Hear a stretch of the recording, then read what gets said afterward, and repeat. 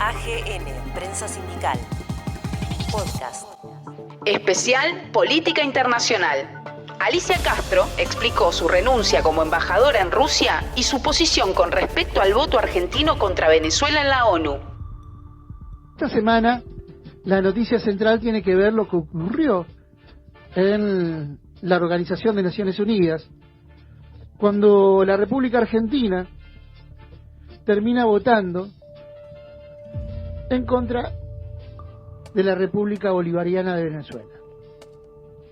Esto suscitó un debate interno hacia adentro del campo nacional muy fuerte, muy profundo, y también suscitó que funcionarios del gobierno, como Alicia Castro, embajadora en Rusia, terminara renunciando a ese cargo por no estar de acuerdo por el giro que ha tomado la política internacional de la Argentina. Mucho se habló sobre esto, pero poco se escuchó a los protagonistas de estos acontecimientos. Nosotros dialogamos con Alicia Castro en una charla extensa donde ella explica cuáles son los avatares por los cuales Argentina cambió su posicionamiento histórico dentro de las Naciones Unidas. Les pedimos que presten atención para que no se dejen llevar después por versiones armadas en función de las conveniencias políticas del momento.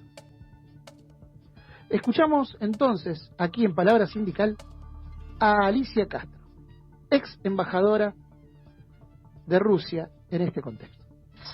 Alicia, hay un punto clave en su renuncia que sintetiza parte del sentimiento que muchos estamos teniendo en estos momentos, pero que también refleja de alguna manera lo que usted quiso expresar en todo este texto de su renuncia. Y es, el anticolonialismo es también un imperativo ético.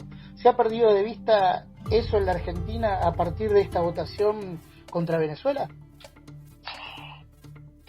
Yo creo que el problema acá excede a Venezuela. Estamos hablando de la democracia en América Latina, está en riesgo, y estamos hablando de la independencia de América Latina. Entonces, creo que el voto en el Consejo de Derechos Humanos de las Naciones Unidas fue un voto errado. Hay mucha confusión interesada en los medios de prensa sobre que había diferencias en cuanto al informe de la alta comisionada. Y acá necesito hacer algunas precisiones. Se votaron dos resoluciones. Una resolución 55 subraya la importancia de mantener un diálogo constructivo, la cooperación con Venezuela, estoy citando, a fin de reforzar la capacidad de cumplir las obligaciones que le incumben en materia de derechos humanos. Expresa preocupación por las noticias relativas a presuntas restricciones al espacio cívico y democrático, incluidas las denuncias de supuestos casos de detención arbitraria, intimidación, difamación de manifestantes, periodistas, defensores de los derechos humanos. Celebra la visita de la alta comisionada a Venezuela en el año 2019. Reconoce los compromisos acordados para mejorar la situación de los derechos humanos en el país, exhorta al gobierno a que aplique las recomendaciones recogidas en el informe de la alta comisionada y le pide a la alta comisionada que siga colaborando con la República Bolivariana de Venezuela para hacer frente a la situación de los derechos humanos en el país y para prestar un apoyo sustantivo en forma de asistencia técnica. O sea, esta resolución, que es la que votó México, entre otros países, no desconoce una situación donde hay necesidad de investigar cuestiones relativas a los derechos humanos, ni desconoce el informe de la alta comisionada. Al contrario, le pide que siga colaborando con Venezuela para poder cumplir con estos objetivos. Pero es una resolución que alienta una participación democrática, sin injerencia de terceros países, ¿no? Más tarde se puso en consideración otra resolución, se llama 43, promovida por el Grupo de Lima y por los países europeos que desconocen al presidente constitucional Maduro y reconocen a Guaidó. Esto es muy peligroso como antecedente para América Latina. Nosotros no podemos alistarnos en ese posicionamiento, porque esperamos que en Argentina y en América Latina y en el mundo los presidentes sigan saliendo de las urnas. Como sabemos, en el 2018, cuando la mayoría de los partidos de oposición no quisieron participar en las elecciones por indicación expresa de Estados Unidos, como lo relató muy consistentemente el expresidente Rodríguez Zapatero desde Caracas, lamentando, él había participado mucho tiempo en una mesa de diálogo donde se había acordado que la oposición participara en las elecciones, las condiciones, el gobierno las había aceptado, y de pronto recibieron un llamado, tenían la lapicera en la mano, dice Rodríguez Zapatero, y de golpe recibieron un llamado desde Colombia, donde estaba el secretario de Estado norteamericano, y le dijeron no firmen. Lo dijo Rodríguez Zapatero, no lo estoy diciendo yo. Aconsejo escuchar esos audios que están circulando sobre Rodríguez Zapatero explicando que esto significaba un peligro para la democracia venezolana, porque evidentemente estaba destinado a no reconocer el resultado, que iba a ser mayoritariamente de Maduro. No obstante, participaron otros dos candidatos que obtuvieron un porcentaje de votos menor al de Maduro. Entonces, digamos, lo que no podemos desconocer en ese contexto es que armaron a Guaidó como un candidato amuleto, ¿no? Una persona que no tuvo un voto, que nunca se postuló a presidente de la nación. Y debo decirte, yo viví 6 años en Venezuela y nunca había oído hablar de Guaidó, no era un político de relevancia ninguna, y de pronto surgió un presidente que se autoproclamó en una plaza. ¿Nosotros podemos aceptar eso? ¿No nos parece riesgoso para la democracia en América Latina? Entonces nosotros hemos hecho un voto no solo contra Venezuela, hemos hecho un voto contra la democracia en América Latina, que puede ser además un riesgo para nuestro propio país, ¿no es cierto? Si algún día tomamos medidas que incomoden a los Estados Unidos y puedan estar tentados de fabricarnos un presidente autoproclamado en una plaza como Guaidó o como Janine Áñez. Bueno, lo hicieron en Brasil y Bolivia, ¿no? Con representantes políticos que tienen una falsa representación también. Se ha visto claramente esto en los últimos tiempos, pero también estamos asistiendo a situaciones muy complejas en términos de violación de derechos humanos, tanto en Chile como en Colombia, por ejemplo, ¿no? Donde son más explícitas que las operaciones montadas en Venezuela por el imperio de Estados Unidos. Así es.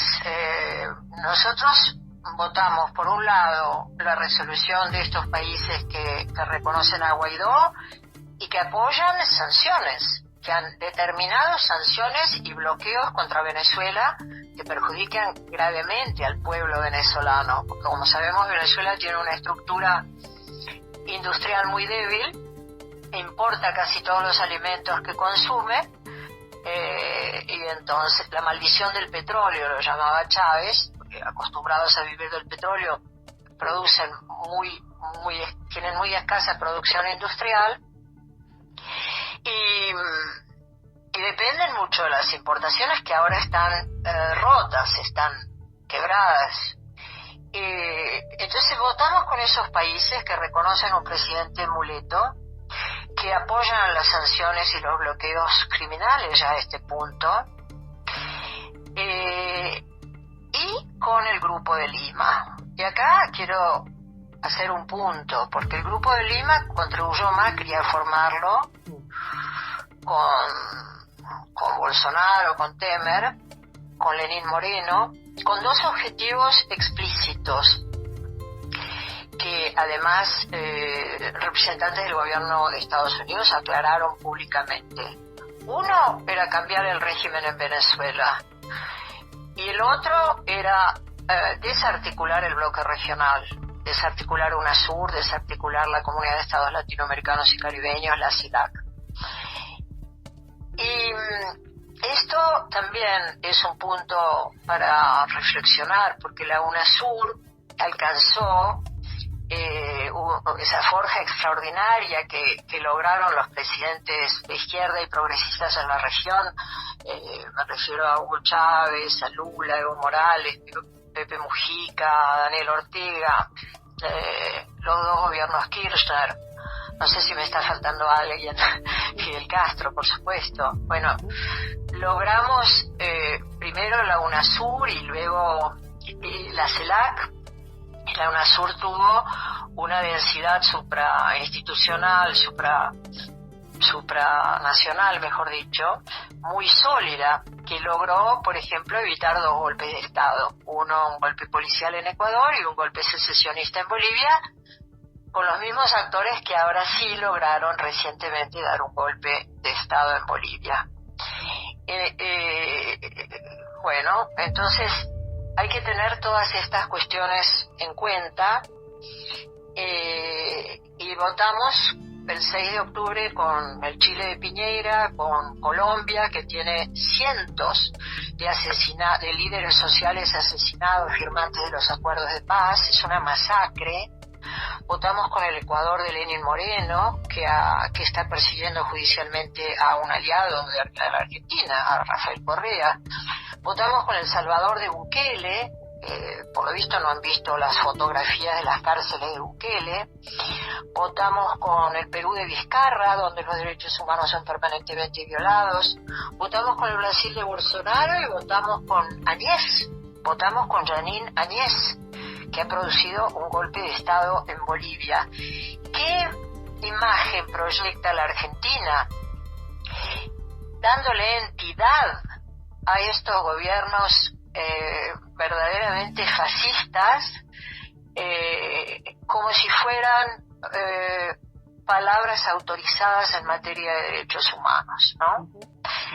Y esta resolución que votó la Argentina tiene varios problemas, aparte de la constitución de los firmantes. Por ejemplo, decide prorrogar por 2 años el mandato de una misión internacional independiente. Esta es una diferencia muy sustancial entre las opciones que había. Una, la que votó México con otros países, apoya a la alta comisionada de Naciones Unidas, Michelle Bachelet. Esta resolución que votó la Argentina le agrega la prórroga por 2 años del mandato de una misión internacional independiente, entre comillas, que no tiene nada de independiente porque fue constituida por 3 personas sin ninguna representación, designadas por el Grupo de Lima, a un chileno que fue un cuadro de Pinochet, un británico y un portugués, que se limitaron a recibir desde Panamá informes por mail de la oposición venezolana que nunca fueron constatados in situ. Esta resolución además sugiere la consideración de nuevas medidas y menciona a la Corte Penal Internacional. Y para mayor muestra de cinismo, también expresa preocupación por el tratamiento de la pandemia del COVID-19 en Venezuela, que tiene con 30 millones de habitantes, según los datos de la Organización Mundial de la Salud, 80.000 contagiados y un total de 650 muertos, lo cual claramente demuestra un mejor desempeño, seguimiento y cuidado de la salud pública que los países que apoyan la resolución 43, incluida la Argentina, ¿no? Es decir, lo que esto demuestra muy palmariamente es la falta de rigor de los argumentos expuestos en esta resolución, que evidentemente apuntan a erosionar a la República Bolivariana de Venezuela, demonizar a sus autoridades legítimas y en detrimento de su pueblo, que resiste heroicamente el asedio de los Estados Unidos de América y sus aliados. Entonces, lo que no debió de haber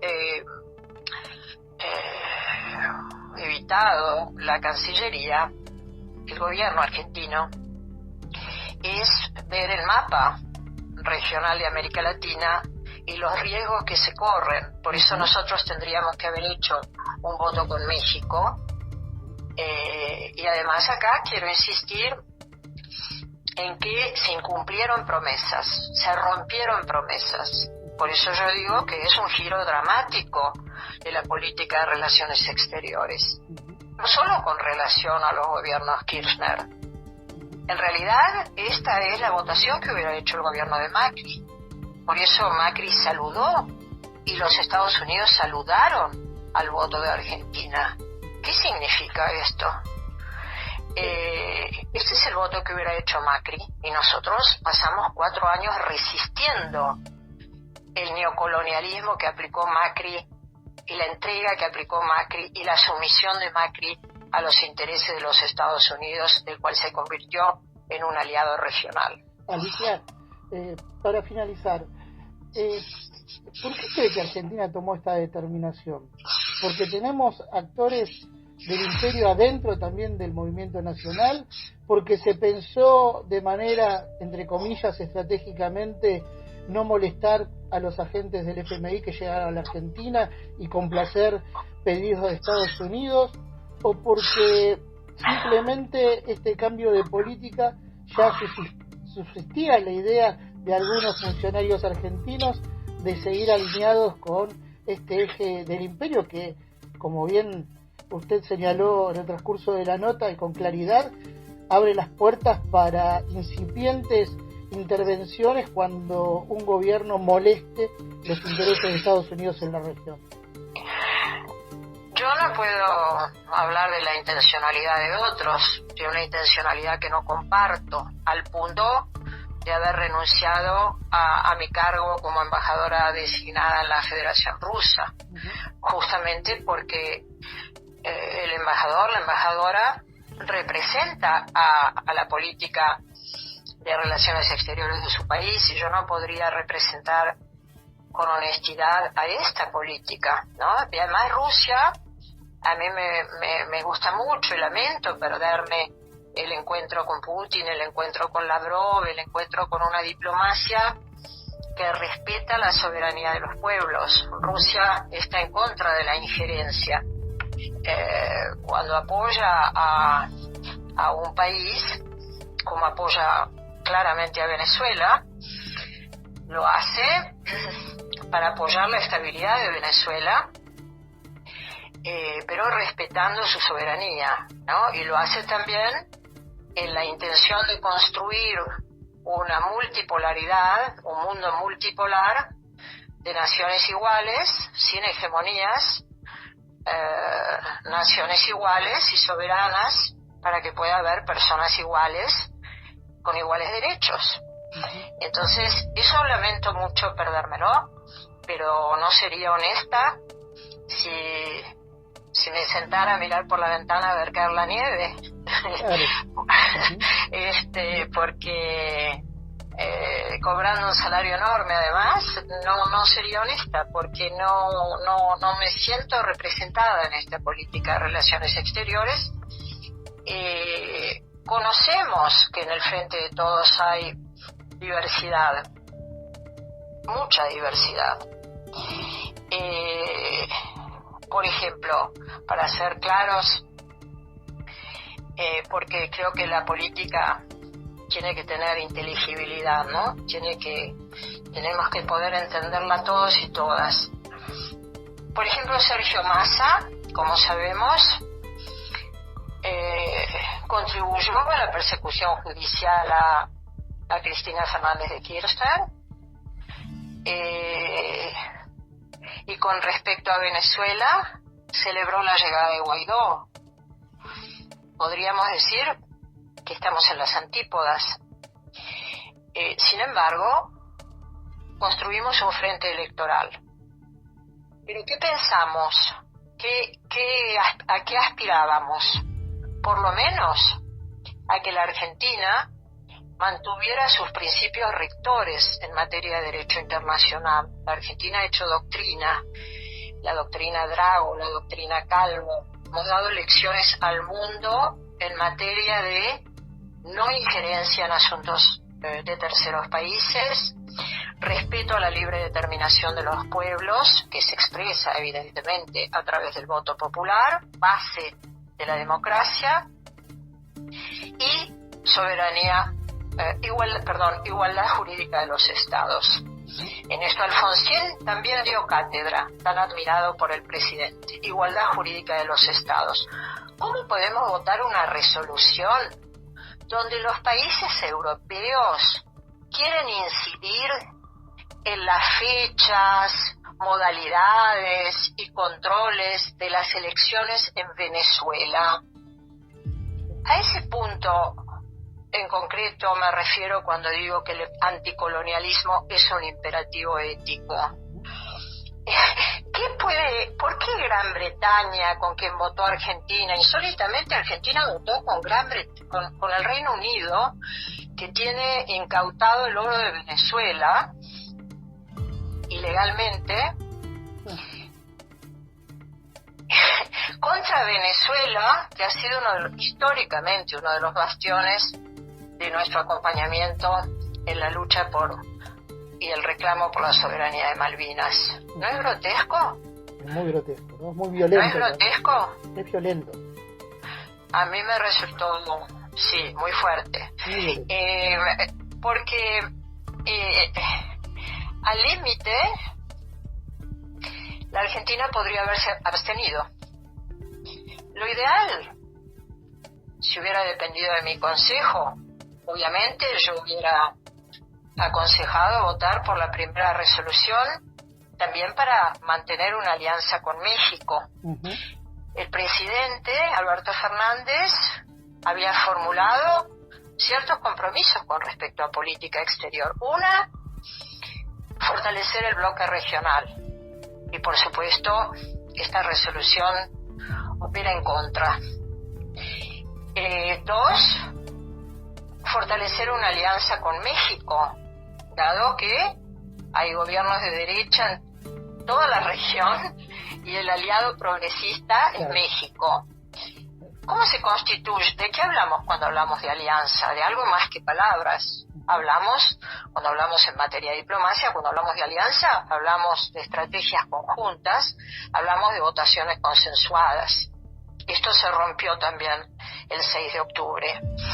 Y luego el presidente también había intentado justificar nuestra injustificable permanencia en el Grupo de Lima,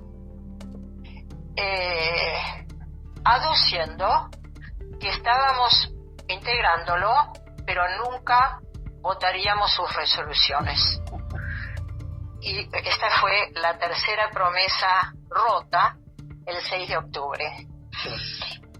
Y cuando te decía lo de un frente de todos variopinto, cuando nos vemos con esas circunstancias, lo que tendríamos que hacer cuando hay diferencias tan sustanciales entre el kirchnerismo, que fue gestor de la unidad regional, que por supuesto donde Venezuela tuvo un papel protagónico. Recordemos al rechazo del ALCA, donde Chávez, Lula y Néstor Kirchner celebraron como los tres mosqueteros que habían sido los artífices de un evento extraordinario que fue el rechazo del ALCA. Yo recuerdo, y lo escribí ahora, que escribí un capitulito en el libro que se va a presentar de Néstor Kirchner, sobre ese momento, ese discurso histórico de Néstor con los brazos cruzados, adusto, al lado de Bush, que no podía creer que realmente estuviéramos resistiendo la presión de los Estados Unidos, y Kirchner dijo: no nos vamos a dejar prepotear. Y rechazamos este intento de convertir a la Argentina y a la región en un proveedor de materias primas y en un comprador de productos manufacturados con valor de mano de obra agregada, un tema muy importante para el mundo sindical y para el mundo del trabajo. Eso lo hicimos con Venezuela como un actor protagónico, así como Chávez fue evidentemente el gran arquitecto de la unidad regional. Entonces, no podemos pisotear esa memoria. No podemos pisotear esa memoria, porque otro de los principios que tenemos y que ha costado mucho en la Argentina es memoria, verdad, justicia, democracia. Que también son principios éticos para la soberanía nacional, ¿no? Así que queda claro. Alicia, le agradecemos enormemente esta charla que ha mantenido con nosotros, dejando en claro su postura, pero también una postura que comparten muchísimos argentinos en torno a lo que tiene que ser la política exterior de la República Argentina y la construcción y reconstrucción de esa gran patria grande con la que soñaron Artigas, San Martín y Bolívar. Le agradecemos de corazón. Gracias. Te agradecemos nosotros. AGN, Prensa Sindical. Podcast.